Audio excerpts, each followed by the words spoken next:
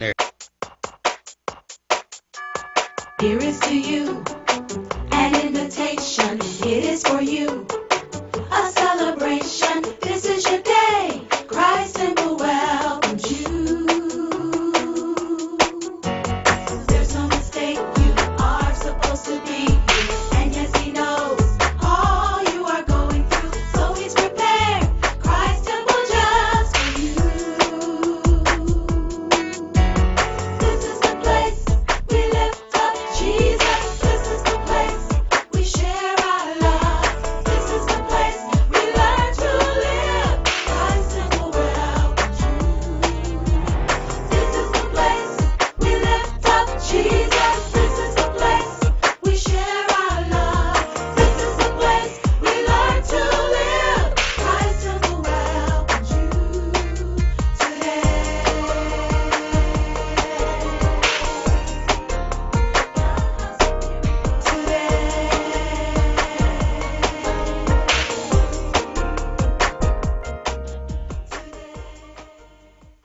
Move it, brothers and sisters, is a principle that we find over and over in the scriptures. You remember Elijah, who had just 48 hours ago was on top of Mount Carmel. He had just been mightily used by God to display the power of God, and he had killed 850 demons that day. I just come to let you know that if you can dispense of 850 demons, you've had a pretty good day, y'all. But 24 hours later, when Jezebel told him, "The Lord do so to me if by tomorrow you are not like one of those 850 false prophets that she killed." And brothers and sisters, though Elijah is a man of faith, and though Elijah is a man of power, yet the words of Jezebel scared the heebie-jeebies out of him. And now, brothers and sisters, less than 48 hours after that impressive victory, he's hiding out in a cave. He's thinking suicidal thoughts. He's feeling sorry for himself.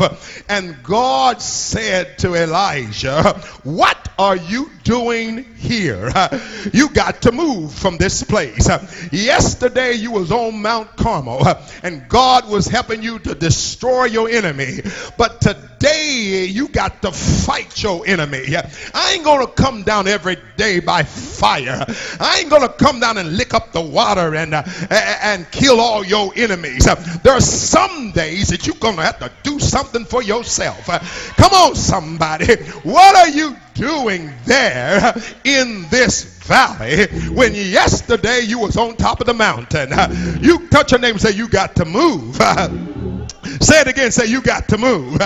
And then remember, brothers and sisters, when the children of Israel, because of the display of the miraculous at Mount Zion, these people loved that mountain, and they marched around that mountain for almost 40 years, because that's the place where God thundered at them. That's the place where God gave them the 10 commandments. But you know what God said to them? He said, "This is a great mountain, but I'm going to tell you something. You have dwelt long enough at this mountain." He said, "Get up from there." He said, "Move out and turn yourselves northward. There are more mountains to conquer ahead, but you got to move it." All right.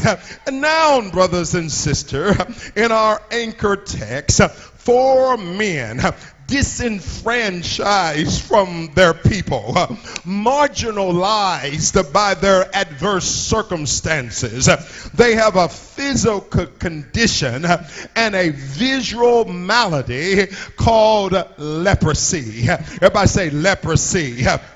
And so, Bishop Ford, the next question I want to ask you before we get into their restoration is this most important question, and that is, how in the world did they get to be like this?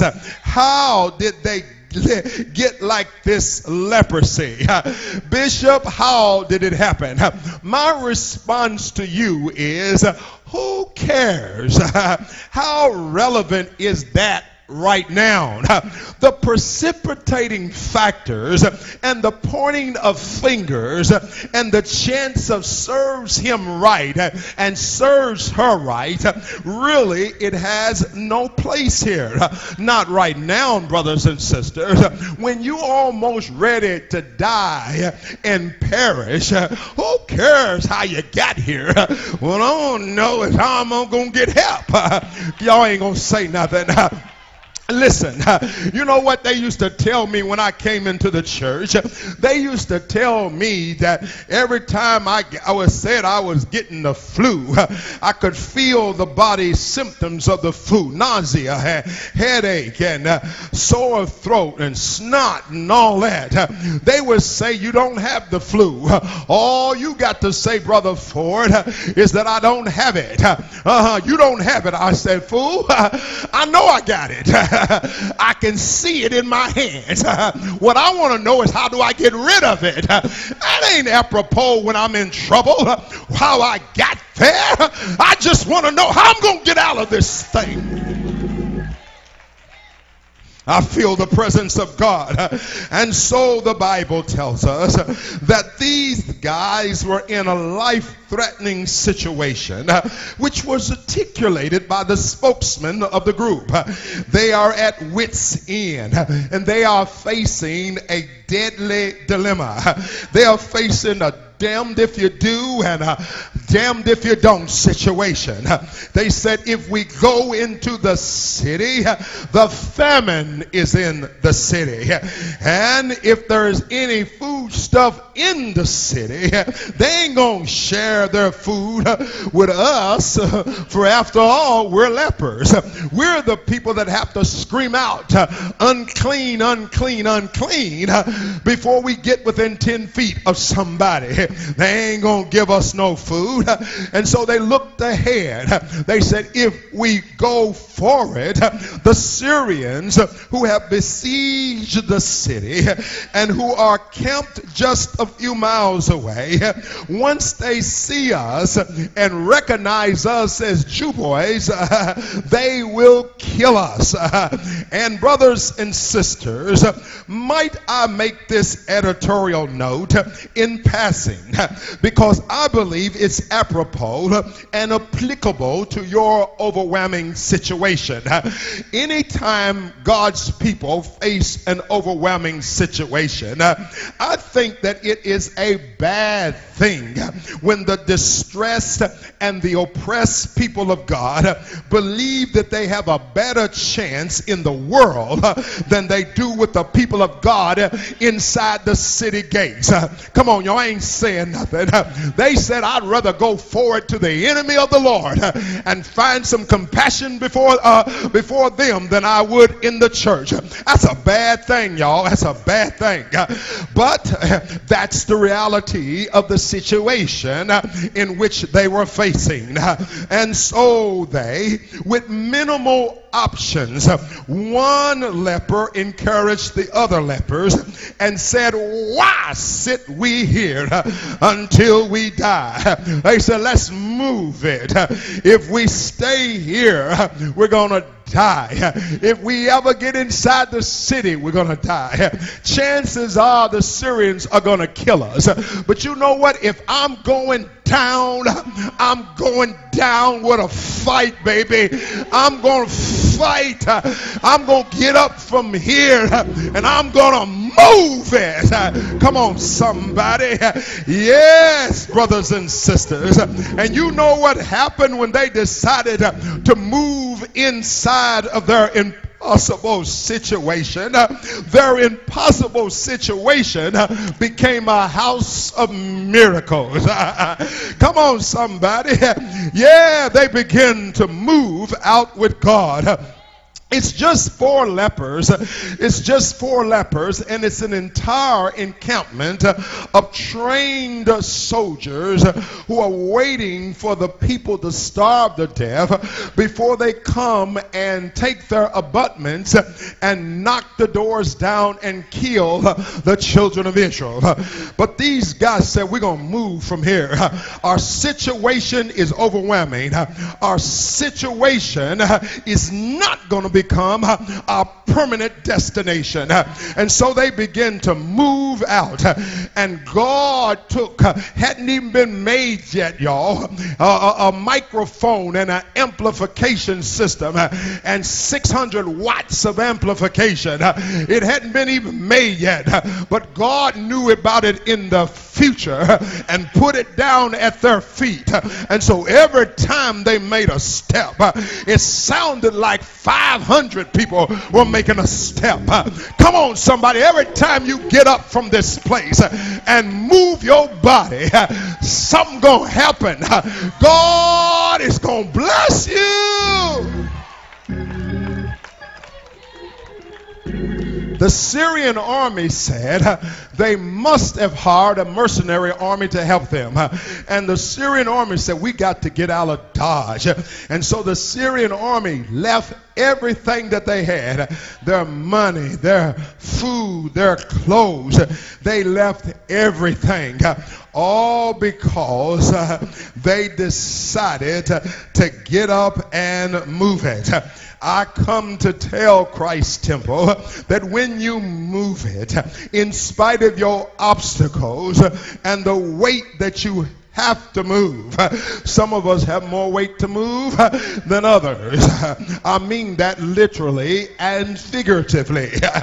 And in spite of the fact that the odds are stacked against you and that there's an enemy in the city and that there's an enemy on the road, but the lepers said, why sit we here until we die? And that's what I heard God say. Tell Christ Temple, why sit you here until you die? You got to move.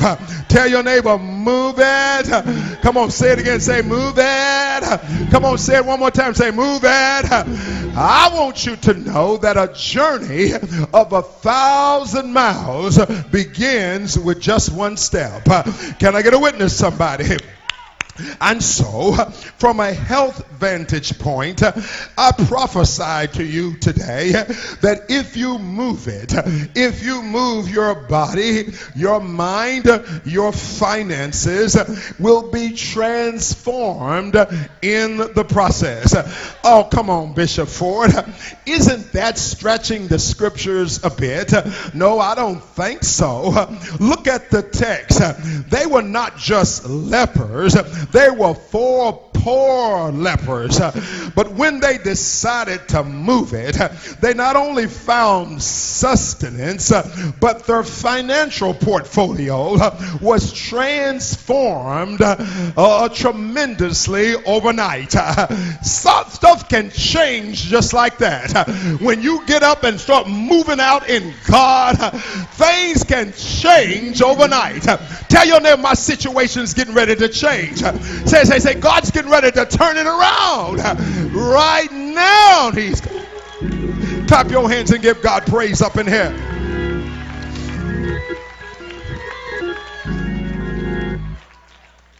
Now, there are 3 things which the 4 lepers did not possess on yesterday. And you're saying, oh, everything's going to be it. I hate it when y'all say it is what it is. Now, I'm starting to say it was what it was, but God has stepped into the situation. Is what it is, meaning it ain't gonna never change. But I believe God can do the miraculous. I believe God can change stuff just like that. Hey, glory to God. So somebody say, I'm looking for my miracle. I believe in the impossible. Yeah. There are three things which they did not possess on yesterday that is coming to them on today because of their decision to move it. Number one is overnight riches. Everybody say overnight riches. There's some things that you have to let grow for a while. You have to put your money in the bank and let it stay there for a while because early withdrawal you won't get the maturity and stuff like. But every now and then, God gives us stuff overnight. Number two, appreciation of God and a sensitivity to God's less fortunate people. See, that's what they had. Once they got their stuff, they start having a sensitivity to God's less fortunate people. He said, let's go and tell the king and the people who are starving in the city. And then number three, they see a connection between their physical malady and their behavior. If we remain selfish and malevolent towards God's people, it will not go well for us. Now remember, brothers and sisters, as I hasten to my close, remember the people in the city wouldn't let them inside the gate. Come on, somebody. And if they did, they would not feed the lepers. The lepers have a good reason to have a bad attitude against the people of God within the gate. You got good reason to have an attitude against some of these so-called saints in here. But hold on, brothers and sisters. It's obvious these four lepers have gotten beyond blame. They have gotten beyond shame. Have gotten beyond finger pointing. It's obvious, at least to me it is, that these four lepers were thinking about the possibility of my healing. It's more than just money. It's more than just stuff. Hey, my body can get healed in the process if I obey what the prophet says to do. Put your hands together and give God praise up in here. Let me close now and pray the break your fast prayer. I heard God say to me in prayer just this past Thursday. I just got through reading my 13 chapters that day. And I went into prayer, and immediately I heard the Lord, and he said, tell my people to lay aside the weight. I heard it loud and clear. Now y'all gonna get an attitude with me, but don't do it. Please listen to me. And he told me that this is not an issue of sin. He said it's an issue of health and wealth and wholeness. Look at the passage very closely. There are two instructional and equally spiritual directives. If we follow the biblical pattern of spiritual seniority, you know what that is, don't you? The first shall be last and the last shall be first. Then the first directive here is to lay aside. Everybody shout, lay aside. That means to put some distance between you and the person, place, or thing that is prone to trip you up. You got to put some distance between that. Can I get a witness, somebody? That is what besetting sins. He said, he talks about besetting sins in that passage. The tailor-made sins, your particular weakness or proclivity proclivity in the flesh, that familiar spirit that you turn to in your moment of weakness. All runners have a weakness. Some of them get tripped up coming out of the starting gate. They can't get off the blocks fast enough. Some of them hear footsteps coming behind them. Some of them have problems when they get speed and the hurdles, and some of them don't have the closing speed to win the race. Every runner has a weakness, and so the Hebrew writer directs us to lay aside, first of all, the sin. Everybody shout, the sin. And then another impediment is introduced into the equation, which has nothing whatsoever to do with sin. And here's what he says. This impediment in the flesh is entirely physical and material. Remember now the context of this passage. It's a physical fitness context. It's talking about a race. It's talking about runners. It's talking about a training regiment for athletes. The object and the subject of the discussion is the athlete, namely the athletic runner. And so in this case, it's the believers. Everybody say the believers. It's the saints of God who is in the race for the gates of heaven and is running for their life. Touch your neighbor and say, I'm running for my life. Say, I'm running for my life. And if anybody asks you, what's the matter with me? Just tell them I'm saved, I'm sanctified, and I'm running for my life. Do y'all feel me so far? All right, and so in the Message Bible, Hebrews 12 and verse number 1 and 2 says, do you see what this means? All those pioneers who blazed the way before us, all those veterans who will be cheering us on, it means we better get on with it. We need to strip down, start running, never quit, no extra spiritual fat, no parasitic sins.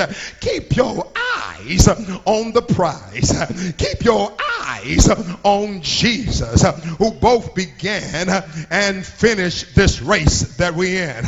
Now, brothers and sisters, I ain't got time to go through it all, but study how the man they call the author and the finisher of our faith, study how he did it, because he never lost sight of where he was headed, that exhilarating finish in and with God. He could put up with anything and everything, the cross, the shame, whatever it was, whatever.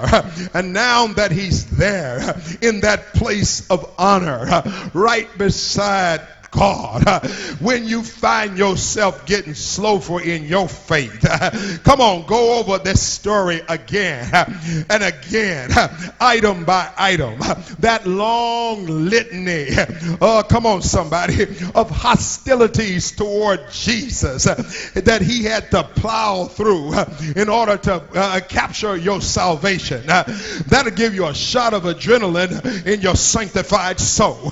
And so the directive is what we call an inside-out directive. He says, lay aside the sin. That's the stuff that's on the inside. And he says, then lay aside the weight.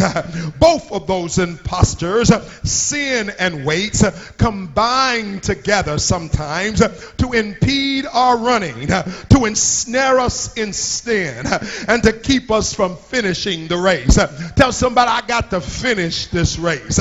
Come on, somebody. Come on, say, I got to lay aside the weights, the relational weights, the financial weights, the physical weights. It's got to come down in 2013. Clap your hands and give God praise up in here. So, in the interest of holistic wellness, hear ye the word of the Lord. Lay aside the weight. That's just a piece. That's just a piece. It's a significant piece of God's plan for Christ's temple this year. As we engage our bodies, our mind, and spirit holistically, everybody say weights will come off. Spiritual weights, natural weights. We're not trying to make nobody feel bad. No, if you can't climb the steps from the basement to the first floor, don't you feel bad about that. Just feel bad at the end of this year if you can't go. Come on, somebody, because God is going to change your situation. We want you to feel good about yourself. We want you to feel good about your situation. We want you to put yourself into a position where the blessings of God can flow in your life. Come on, somebody, give him praise up in here.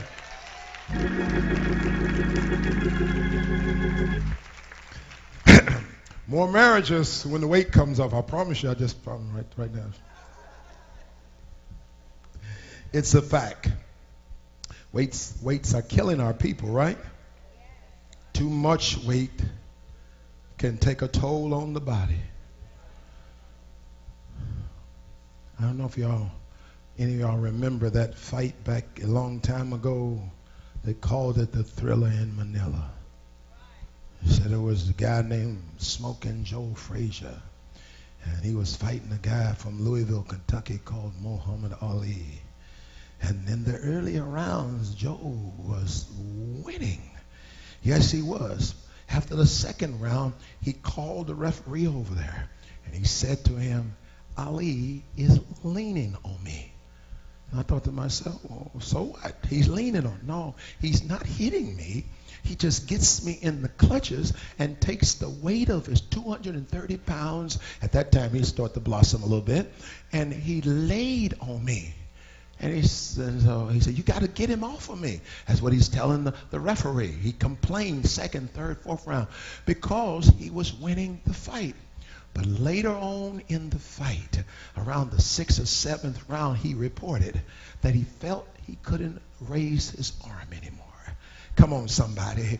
Come on, tell your neighbor that weights had taken its toll. Not just body blows, but the weight itself had taken a toll. Touch your neighbor and say, we got to.